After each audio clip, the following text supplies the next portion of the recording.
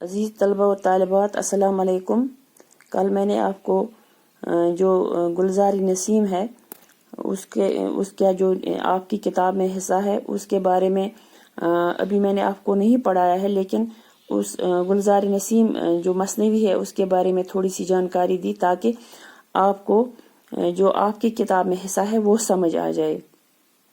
کل ہم یہاں تک پہنچے تھے کہ بادشاہ نے اپنے یعنی زین الملوک نے اپنے 5ویں بیٹے تاج الملوک کو اپنے محل سے دور ہی رکھا تھا تاکہ اس کی آنکھوں کی روشنی بچ جائے، لیکن ایک دن بادشاہ شکار سے واپس آ رہا تھا تو اس کی نظر تاج الملوک پر پڑی اور اس کی آنکھوں کی روشنی چلی گئی۔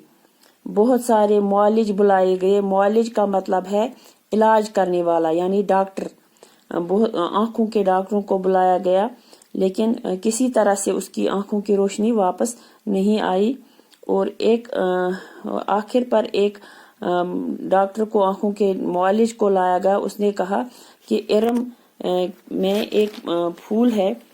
گل بکاولی، یعنی ارم وہ پریوں کی شہزادی ہے، اس کے باغ میں ایک پھول ہے،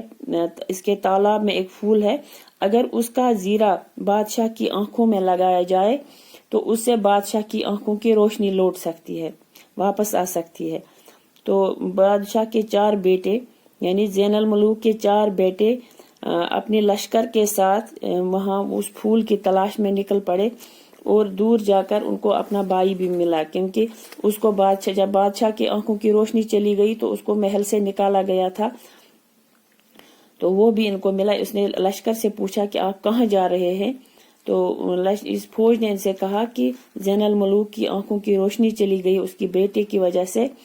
تو اب ہم وہ گل بکاولی ارم جا رہے ہیں گل بکاولی لانے کے لیے تاکہ بادشاہ کے آنکھوں کی روشنی لوٹ آئے۔ یہ بھی ان کے ساتھ چل پڑا۔ تو دور جا کر وہ ایک جگہ پر پہنچے، فردوس نام کی ایک جگہ تھی، اس میں ایک طوائف وہاں رہتی تھی جو ایک شطرنج کی ماہر کھلاڑی تھی۔ وہ مالدار لوگوں کو پھنسا کر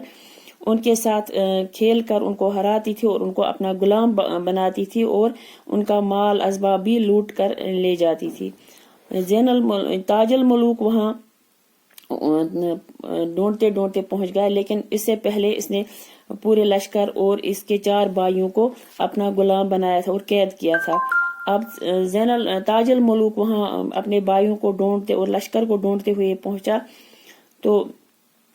وہاں ایک عورت نے ایک دایا کی نظر اس پر پڑی جس کا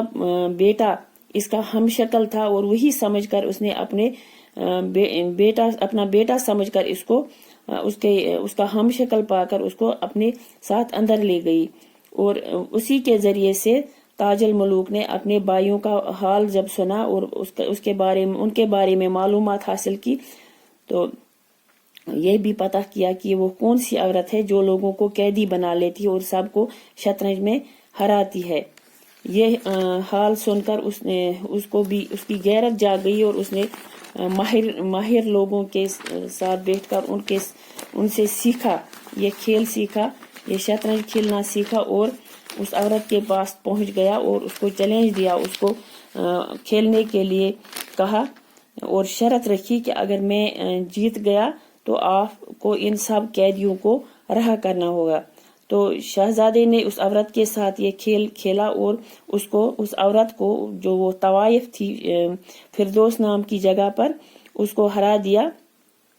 اور سب قیدیوں کو آزاد کرایا، اور اپنے بھائیوں کو بھی اور لشکر کو بھی آزاد کرایا، اور اس عورت کو اس طوائف کو اپنا غلام بنا لیا۔ پھر اس نے اسے کہا کہ میں ارم جا رہا ہوں، آپ سب لوگ یہاں اس عورت کے حوالے آپ کو کر کے جا رہا ہوں، میں آپ کو واپس آنے پر اپنے ساتھ لے جاؤں، آپ کو ملوں گا، لیکن پہلے میں ارم جا رہا ہوں گل بکاولی لانے کے لیے۔ تو یہ طوائف جو تھی اس نے شہزادہ تاج الملوک سے کہا کہ وہ